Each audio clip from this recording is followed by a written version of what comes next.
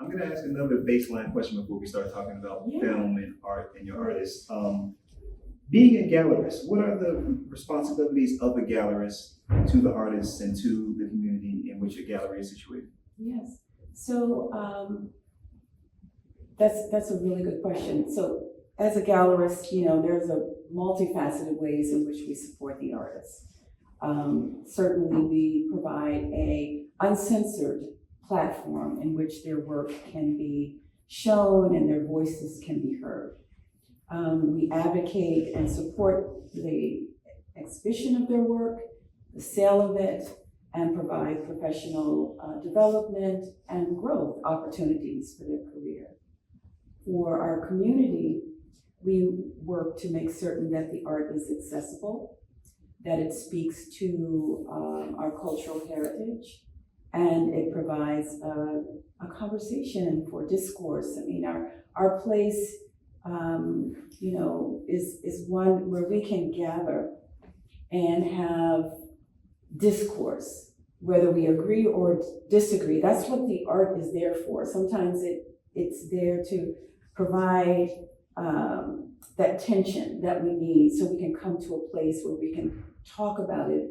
It's the inroads into a level of understanding through the artist's lens, provocative, evocative, celebratory, celebrating our triumphs, our challenges, and certainly our resilience. And through your role as a gallerist and a curator, I mean, you represent several artists who have had, very impactful solo exhibitions, group exhibitions, whose artworks have been included in spaces around DC, Baltimore, nationwide, internationally, and their works have also been included in film. Mm-hmm. So I wonder if you could just maybe give us some of those names and some examples of artists who you represent and some of the places that their work may have been seen, especially in film. Okay, I've got a cheat list here because it's gotten pretty extensive, so I'm gonna cheat and revert to my list here. So this is the short list. So with Lavette Ballard, it's Chicago PD, Red Line, and The Photograph. Tawny Chapman, it's Billions. Delita Martin, also The Photograph. For those of you who watched Empire, we had several artists' works on Empire, but most prominently featured was Jameer Richmond Edwards, Wings Not Meant to Fly, that was in Cookie's house over the fireplace. And then most notably, and the person who has the longest list at this point is Ronald Jackson. The film was really loved, which we're gonna delve into a little bit.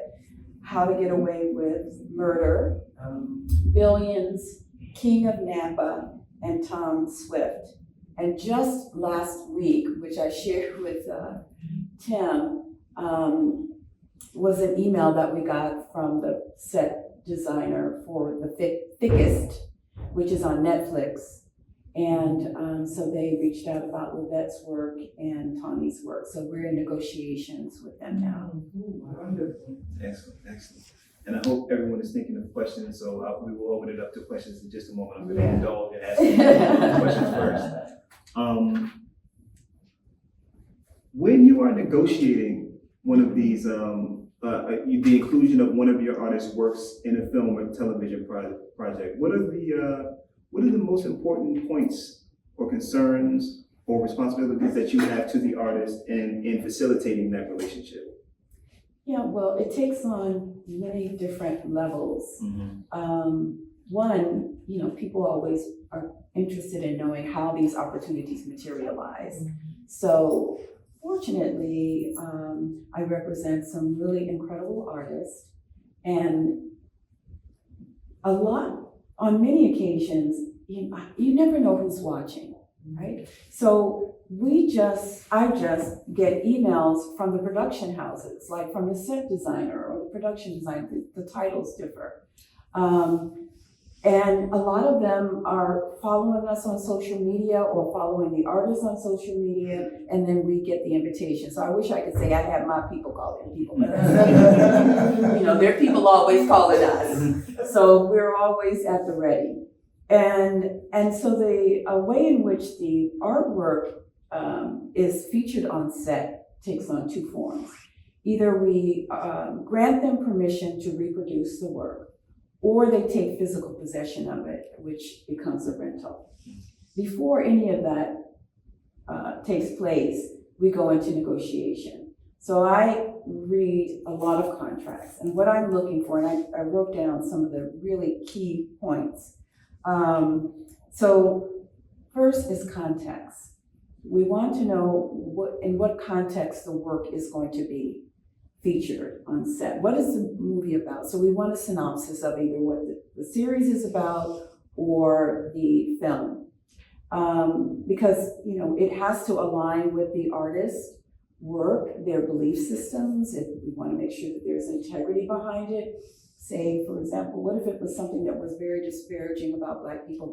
The artist would not want their work featured there. We want to make sure that the artists are given credit. That becomes a challenge. Like, that was something we got pushback from for Empire. And Wow. yes, they did not want to give the artist credit. Okay. Wow. Yeah, I don't know. Yeah, yes. That can be problematic. We want to make sure that the contract is non-exclusive, because we only want to provide them limited use, image use, right? And that means also that there's a non-commercial clause. We ran into a situation years ago where they wanted a commercial clause. They wanted to take the artist's images and create T-shirts, handbags, posters, keychains without royalty. So without royalty, yes, Wow. you gotta watch it. So these things exist, and many times, not with any of the artists that I've represented, but there are times when the artists, maybe unknowingly or they don't have access to legal counsel, they'll sign off on those things, not realizing that they should have requested a royalty fee. If it's a rental, we want to make sure that there's an insurance clause. If they reproduce the work, there has to be a clause in this that says that they are going to destroy the reproduction. At the end of the term, we want either to see the physical representation of that, or that it's been destroyed, or they will return it to us, and then we will in turn do it. We don't want somebody to frame it and use it as a work of art in there. That's not the use and the term that we've agreed to in our contract. Yeah, that is a lot, and that's another reason why I'm so glad you are in the place that you are, because your attention to detail and your level of execution really acts as a guard for artists, and you do such a great job of protecting your artists. The film Really Love is very, very interesting. Angel Christie Williams, the director. There's so many levels to this because, you were involved, the director spoke to you for the research process. Some of your artists' works are in the film. You have sort of an avatar in the film, a Black woman gallerist character. And then, as if that wasn't enough, you are in the film. I know. Can you just talk a little bit about Really Love? Well, it was so wonderful working with Angel, a Black woman director, and then the script was written by a Black woman. Felicia Flick, I think was her name. And so I worked mostly with Angel, but the whole team was really cool. If you go to galeriemyrtis.net/LFF, there's a presentation there with images of stills from the movie. I have photos of myself with Michael Ealy, Uzu. Maybe I didn't send that one, but there's Uzu. Yes, Uzu, and other actors that were on set. I missed my opportunity to take a photograph with Kofi. I regret that. It's a little shy, but they were just like, I had never been on a movie set before, and it was so beautiful to be in that space because the actors, all of them, when they came on set, they just embraced one another and hugged one another, and they walked over and hugged me. I'm like, do you know I'm just an extra? They're like, hey sis, how you doing? I'm like, well, wait a minute, I'm not an actress, but it didn't matter. So it was just, the energy on set was just so beautiful. And so even before they built the set, and the segment I was in was filmed in Baltimore. So they filmed in Baltimore and certain scenes in DC. And they converted the old Baltimore Sun building into the artist studios and the gallery. So if you haven't seen the movie is about an emerging artist who is Kofi's character. He has a mentor who's Michael Ealy, who is the artist who was to have produced Ronald Jackson's work, who's the artist that I represent. And then Kofi is in love with Yuta, who is, I forgot her character's name, but she's a lawyer. So they are these two young lovers who, there's this social strife because her family is very wealthy and very prominent. Her mother works for the embassy. The father is a judge. They're in DC. And then Kofi's character, he's this scrappy, emerging artist who lives in Baltimore, and his family is very blue collar. And the two of them fall in love, and so it's this tension between the class, stratification, economy, and he's walking in, his handsome brother, and then her father's like, you need to get a real job. So, it's just this beautiful art, but the artwork played a very critical role in the film. Many times the art is on set and kind of the backdrop, but for this film, it was the theme, the narrative was centered around Black culture, Black experience, and so it was very prominently placed and integrated into the films, and the character building and the depth of the characters, the authenticity of the characters were all built and tied into the artwork. So, it's great. It's so rare that you see a character in a film that is a gallerist, is a Black woman gallerist, that is using actual art from Black artists in the film. There's just so many layers of involvement. I can't think of another example that compares to Really Love. And I think it's a film, you should see it if you have not, but it's one of those films that's gonna, as time goes on, people are gonna realize how special and how significant it is. And you're gonna start seeing it pop up on more lists, more best of this lists, more, when you talk about this decade, this is one of those films. Keep Really Love in mind, because you're gonna start seeing it a lot more historicized, because it's a really well executed film and really significant because of the artwork that's in it. Partially. Is it streaming? Yes, it is streaming. Streaming. Yeah, it is streaming. Yes. It came out a few years ago. I can't remember the specific service that it is streaming on. You can see it on Amazon. You can see it if you have a Canopy account.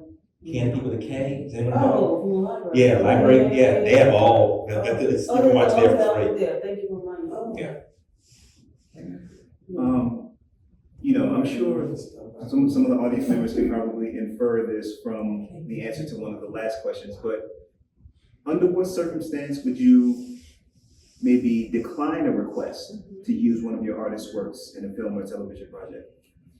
Yeah, well, again, it's like if the context of the film is somehow, if it's not aligned with the artist's values, with the way in which they want their artwork to be portrayed,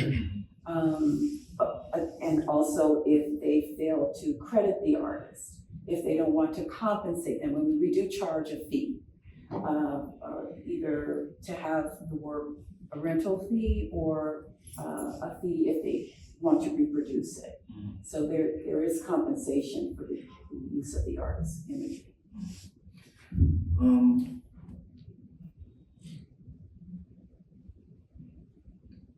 So while you're contemplating your thought, I did want to also mention that Ronald Jackson also had a cameo He's in the first part of the movie. I'm only in the I think he may have been in more than one scene. I was just in the gallery scene. And the only thing you see is the back of my head where I'm embraced by Uzu when she walks in. So I don't know why they had me there all day going through makeup over and over and over again, touching it up and everything, and all you see is the back of my head. But it was really cool hanging out on set all day. And I still got my check, you know. There we go. Speaking of checks, how have you seen the inclusion of Black art in TV and film projects affect the marketplace? Because, you think of the gallery as, cultural enrichment, but there is an economic aspect to what you do. How have you seen TV and film affect the marketplace for Black artwork? Oh, definitely it has. And, I wanted to put this in historic context. So if we examine like Good Times, for example, who on the set was Ernie Barnes, right? And Sugar Shack, which sold a couple of years ago, I think in 2022, maybe for $15 million, $15.3 million. So that work would not have sold for that much had it not been for its presence on Good Times. And then, we're really slow to recognize the contributions of African-American artists. And Barnes was such a phenomenal and prominent. He has passed away, unfortunately, and didn't live to see the success that his work has now achieved. And then the other kind of touch point and pivotal point to the presence of African American art was on the Cosby Show. That was very intentional, right, by Cosby and the producers of the show, and he worked with Dr. Poussaint, who's a psychiatrist, because they wanted to make sure that the work that was featured elevated Black culture and celebrated Black experiences. And they also had an episode around the painting that was on set by Ellis Wilson, The Funeral Procession.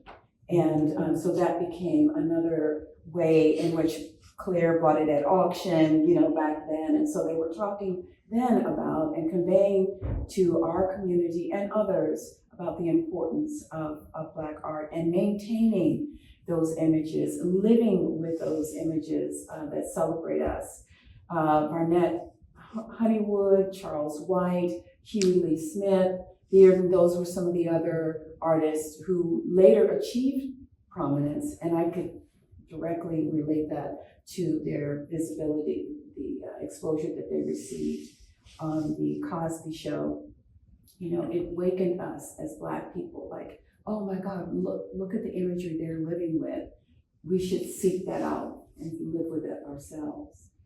So I have a bit of trivia about Ernie Barnes' Sugar Shack painting, because I've been researching it a little bit. And if you read the Christie's catalog entry for the sale, that was $15-point-something million, you will notice that it's called Sugar Shack 2. That's the painting that was sold, and that's because Ernie Barnes painted 2 Sugar Shack paintings. They were basically identical, but there's 2 of them. So that was the second one that was sold a couple of years ago for $15 million. Does anybody know who owns the original Sugar Shack painting? The owner of the original is Eddie Murphy, who bought it from the Marvin Gaye estate when Marvin Gaye died, because it's on the cover of Marvin Gaye's I Want You album, that painting. Yeah, Eddie Murphy has the original that he bought for, he says, $50,000 from the Marvin Gaye estate. So that's a good piece of trivia. Excuse me, one of the 2. Eddie Murphy has one of the 2. Yeah, and his is the one that Eddie Murphy has is the original one that you see in Good Times on the Marvin Gaye album cover, that after Barnes painted it, Marvin Gaye became the owner of it. And so he painted another one that was just like it, and that's the one that was just sold at Christie's. But they're both painted by Barnes, and they're close to identical. So it was owned by both Marvin Gaye now Eddie Murphy. Wow. And painted by Ernie Barnes. So just imagine if he wants to sell that one day. what he might He do for that. knows the value of it now. I would imagine he does. so. Yeah.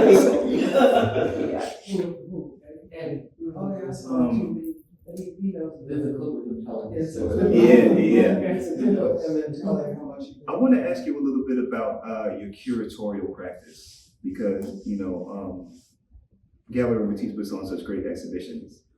And so I wonder if you could tell us a little bit about, and this will be my last question. I'll open it up if you guys have questions. I wonder if you could tell me about your development process for exhibitions and also how societal issues impact your curatorial decisions. I think in terms of, oppression of knowledge, censorship, book banning, violence, killings, police killings. How do these things going on in society affect the way you curate shows? Mhm. Yeah, well, I'm always looking for a way to tell our truths. And fortunately, the artists that I represent create such compelling work. So I don't have to go far to find it.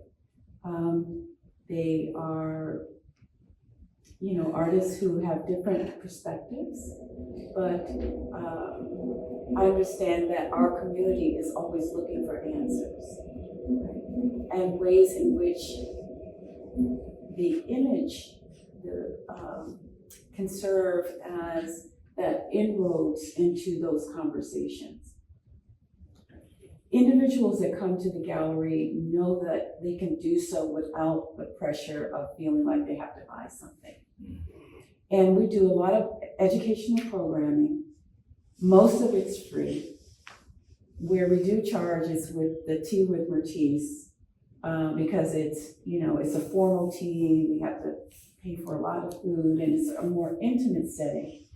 But through those programs and the others as well, we invite in like scholars. In most cases, the artists are a part of that exchange because it's through them that these exhibitions are being developed. I do a lot of research. I'm always looking to and drawing from the writings of Black scholars. Sometimes people outside of our culture also offer compelling insight into, how and why we are facing what we are in our society. I'm looking for ways to put what we're dealing with today into historic context, social, political context. Because I think just art can be transformative and provide the platform and the inroads into an understanding of why we think the way we do, why we act the way we do. And none of that is negative connotation behind that. It's just that we're seeking answers and understanding. And I think that artists are the greatest of storytellers. And so, where we couldn't read, we can see, and we can use those images to speak to, the narratives about who we are, so that you don't have to come in and feel like you have to have 20 degrees in order to appreciate the environment.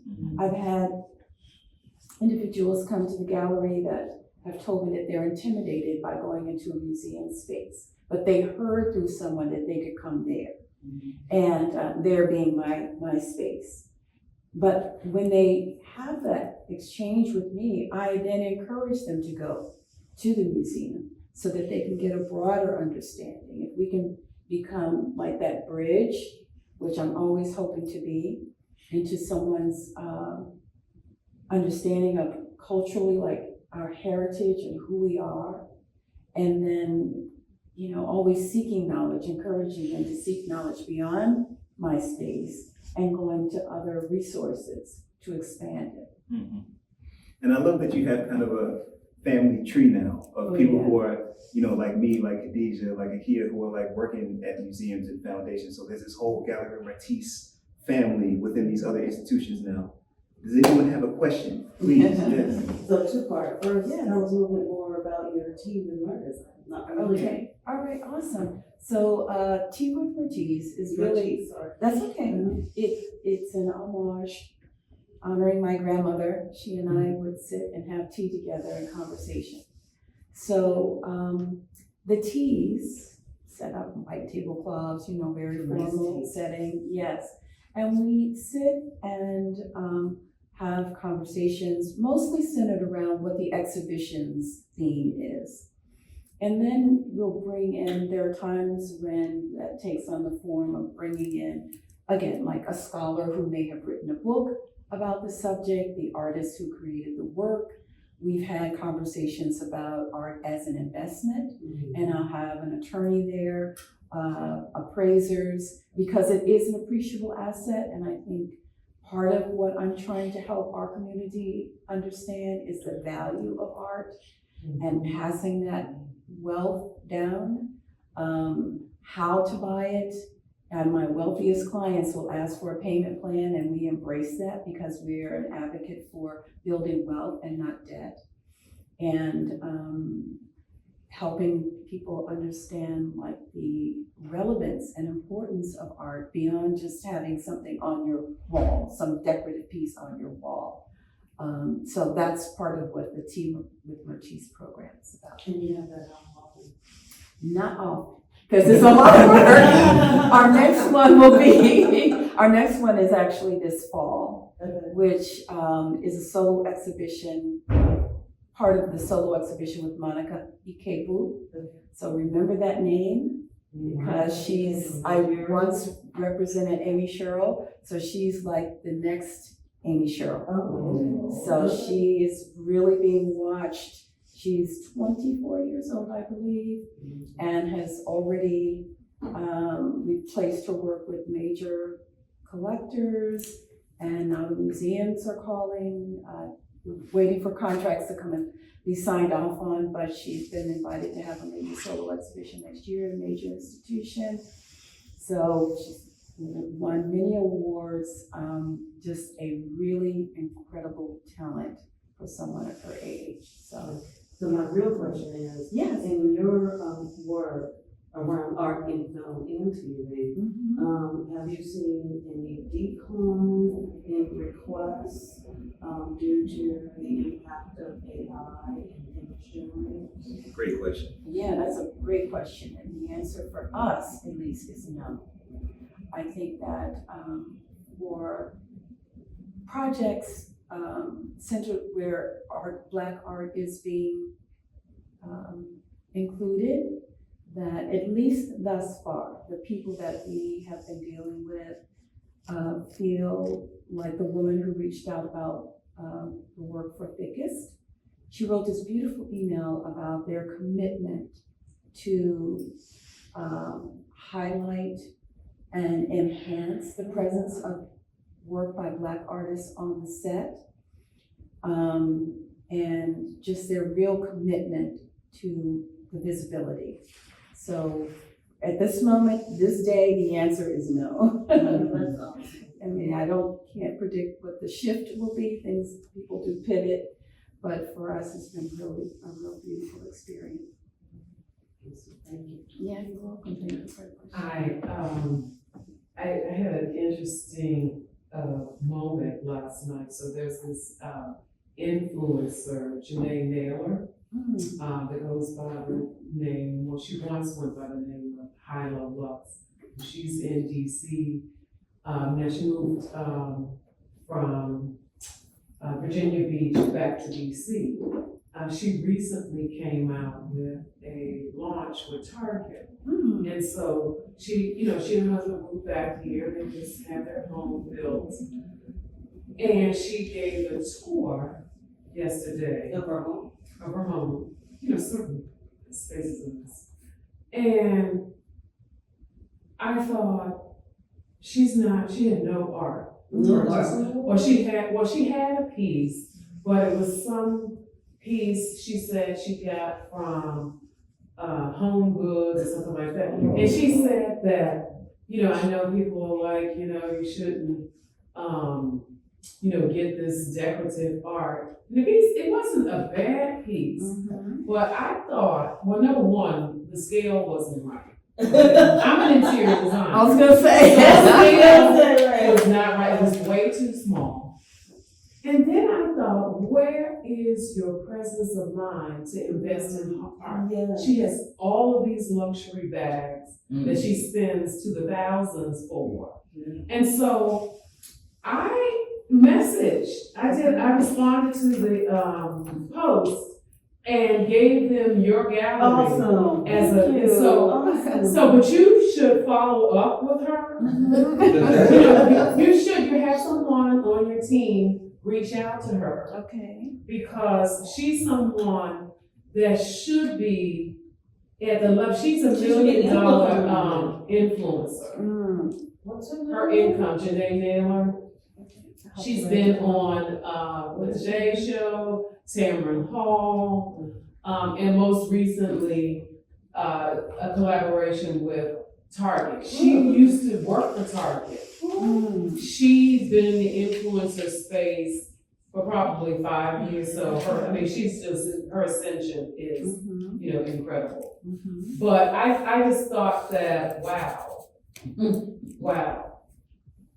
But your point is well taken because for many folks, buying fine art is foreign, is a foreign concept.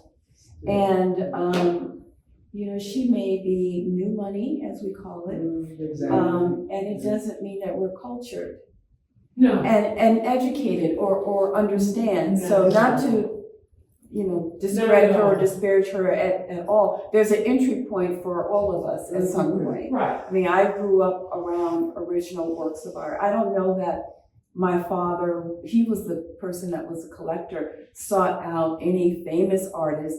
He just had the understanding and the aesthetic in which, we could afford to buy original paintings.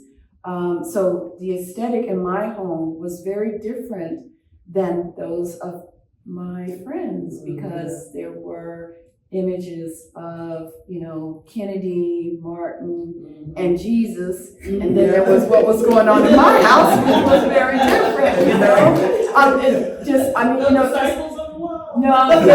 as a kid, I'm just a very visual person, and I just, just kind of registered that. And one of the paintings that my father's passed away, but my mom gave me one piece, or I have two pieces out of the collection, but one piece that I really love that's in my bedroom, it's rather large, and it's zebras in the Sahara, and it's a watercolor by Andre. I don't know who Andre is, but so that's what I mean by Jesus and all that. That in my I won't go into the religious dichotomy of my own, but anyway, there's a reason that we had other things on the wall. So, but I appreciate that a lot because one of the services that we offer are to novice collectors, like young professionals who are setting up their homes for the first time and really wanting the exposure, wanting the advice and the guidance so that they invest well. And sometimes the effort is just to fill the space, right? You're an interior designer, so but you can do that with work that is going to go up in value, that is not your poster, your standard, like reproduction that's, like in the millions. And I don't mean cost, I mean there's a million of them out there. And because our imagery, speaking strictly from the business side, I mean, that's very profitable for Target and Home Goods. All of them now are offering, you can buy images, paintings, posters and such, or I call them giclées, that are, reproductions, and they're speaking to us. And everybody, this woman is an exception, right? But a lot of people can't afford more than a few $100 or maybe $50 for a poster, but she is outside of that. I mean, the presence of mind just that she doesn't even have it. She should have hired an interior designer. I mean, she has some style, but just the scale and then some piece that she was in the dining room, kitchen. I was just like, and it's dangerous though, some of these influencers, because she has a huge reach, and then she's, misguiding the people. Who are like her, who may have the disposable income to buy, Right. but will invest in what they see her having invested in. The handbags, the posters. I get it. Now she does, I think she's from Detroit, somewhere in the Midwest. She's from originally. And so whatever this piece was that she purchased was something related to a museum there that this particular artist, it was a print. Yes. Had shown there, whatever, but I was just like, wow. I hope you left her your car too. So that sounds like she could use some help in that area also. You know what I wanted to share? I lived in Chicago for a really long time, and there's a very strong artist community there, and they're very accessible. There's lots of, huge art festivals. Chicago's the home of the festival throughout the summer. And a lot of the artists, I have original art from local artists in my home there, from people that I met at the farmer's market who were, if, I didn't have $2,000, they were like, well, what you got? What can we barter? They're very open and willing. And so often, I like to support people's price point, but I'll say, oh, I really like this, it's not in my budget at this point in time, and leave the conversation open. And they have now become my friends. So then when I did get money, I was just like, okay, I got this much to spend. These are the things that I like, I got this much to spend, I got my bonus, so what we do. Yeah. And so I love that there's the community, they support one another, and then there's just this openness and willingness to be able to make sure that it's out in the world. They even exchange art with each other to make sure that it's not just something that you're sitting in your storage, Right. Yeah. Absolutely. I want to quickly check the time. I don't know if someone from the festival is here. How are we doing on time? Do we have more time? Okay. Yeah. We started a little late. Okay. Okay. Does anyone else in the audience have a question before I get it? Yes. Just out of curiosity, the people that you deal with, exposing your artists to the media, film and TV, are they mostly Black?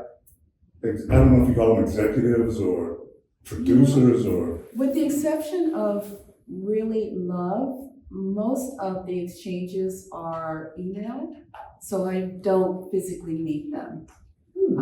I'm going to speculate that when we were working with Empire, I believe that the woman was Black. Sometimes I Google and I can see who these individuals are. With the woman from Thickest, it's a Kelly, I can't remember her last name, I'm not really certain. But I really love the tone of her email, strongly expressing their commitment to elevating and celebrating Black artists' works.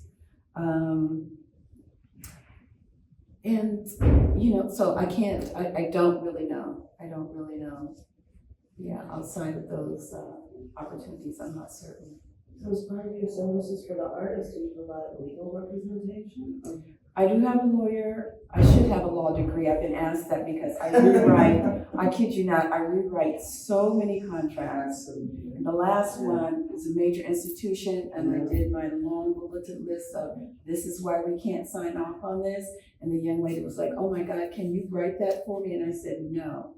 I put my foot down that day and I said, no, I spent 2 hours combing over this and telling you what was wrong with it. And no, I'm not going to write it. I said, I don't have the, I'm not in a legal position to do that. So they just sent it back after 3 weeks of rewriting it. They just sent it back, yeah.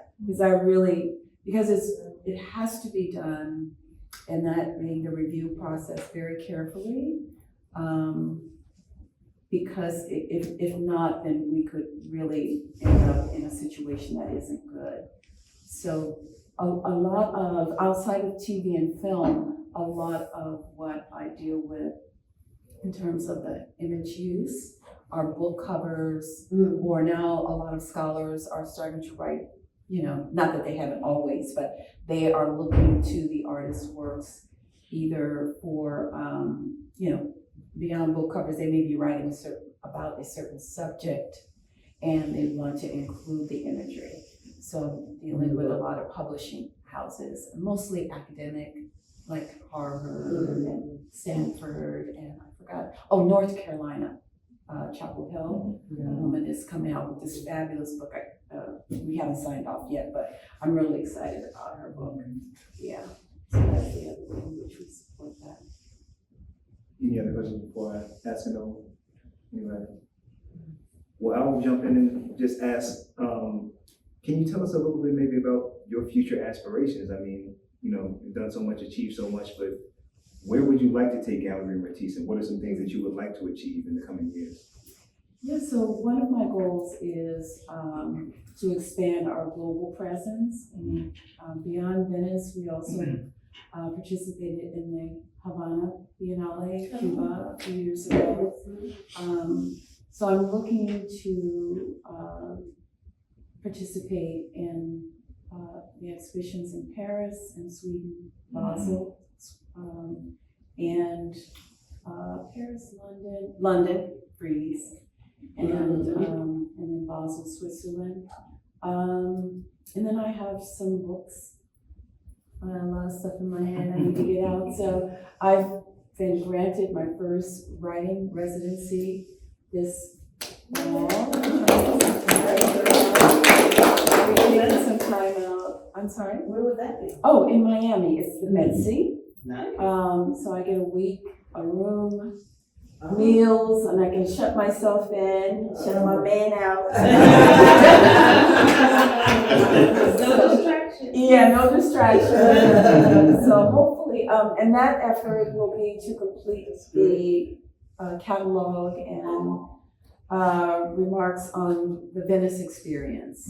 Okay. So that mentorship is so important. I mentor several individuals, and the opportunity came by way of my mentor, Dr. Leslie King Hammond, who's a major scholar in the field, and she, the universe is so good. She just happens to be the friend of the woman who owns the Betsy, and they went to college together. They've known each other for forever. And so I did go through the formal process, but I know that Leslie, opened the door for that, which I'm really grateful to. Well, as you mentioned Leslie King Hammond, because I also wonder about, because you function as such a role model for the community. The gallery is in Baltimore. I live in Baltimore, so I know, you are a role model for many. But who did you look to as models when you were becoming a gallerist, the curator? Were there other people, women, Black women, that you looked to as a model for what you wanted to do? No, quite honestly, I didn't, because 30 years ago when I was in this industry, I wasn't exposed to any Black women who were in the field. However, one person that was really helpful to me in the industry, well, actually, there were probably two. It was Parrish Gallery, who was in Washington, D.C., and Georgetown. And then Larry Harbin, who was the person who owned the building where my gallery was launched. He actually he's an attorney by profession, a patent attorney, but also had a passion for art. So the space served as Gallery 500, but he closed it and then invited for a couple of years, and then invited me to come in and launch my own space. So, but as far as women role models, no, honestly, and unfortunately, that was not the case. I came to, Leslie came into my life when I enrolled at MICA. After I saw that the business was growing, I'd studied art in college, but not as, I was going to be a CPA, so this was an elective, right? And so when the business really began to grow and blossom, I was like, oh, I got to rethink this. And I realized it was my passion, so I went through the curatorial program at the Maryland Institute College of Art, and that's when Leslie came into my life. And she was not my professor, although I wish she had been, but my professor was George Sissel, and he's quite a force in the art world. And so he and Leslie and now Laura Stokes Sims and others, those are my rock. They're really important individuals. Any other questions before I ask another? Okay. Are there, do you have any artists in the current biennale? No, I do not. I do not. We were invited back, but I declined because we did that and was very successful, but I have aspirations beyond Venice now. So that's why I know I could go back. I really feel certain because it was an award-winning exhibition and we did so well and the gallery was so well received. So I wouldn't say never to doing that, but I'm just aspiring to just, have a footprint in other international platforms. So I'm going to expand my presence in other ways. Yes. I want to commend you for the educational aspects of what you have been doing over the 25 years that I've been knowing you, or 20 years, whatever it's been, because that has meant a lot to me in my growth and development in the art world. I was collecting and not even knowing how important it was until I met you. I would just encourage more education to segue to what she was doing. I forget the name, I know her, the decorator, what she was saying about the collectors. I find that I know quite a few very, very financially affluent people who do not understand the value of investing in art as an asset. But I learned that years ago from you. You did a workshop, and it talked about, or there was an article also that I read. You spoke about using art as an asset. I think you said, well, when you go to the bank and get money, they want to know, do you have a house, or do you have a car? What are you going to put up for collateral? And I said, oh my God, I should have known that. I could have borrowed a whole bunch of money. But those things, while they might be small, it's huge. And what I have done over the years is try to share the education over the years that I have learned from you and Alex and the whole gallery of professionals that you have.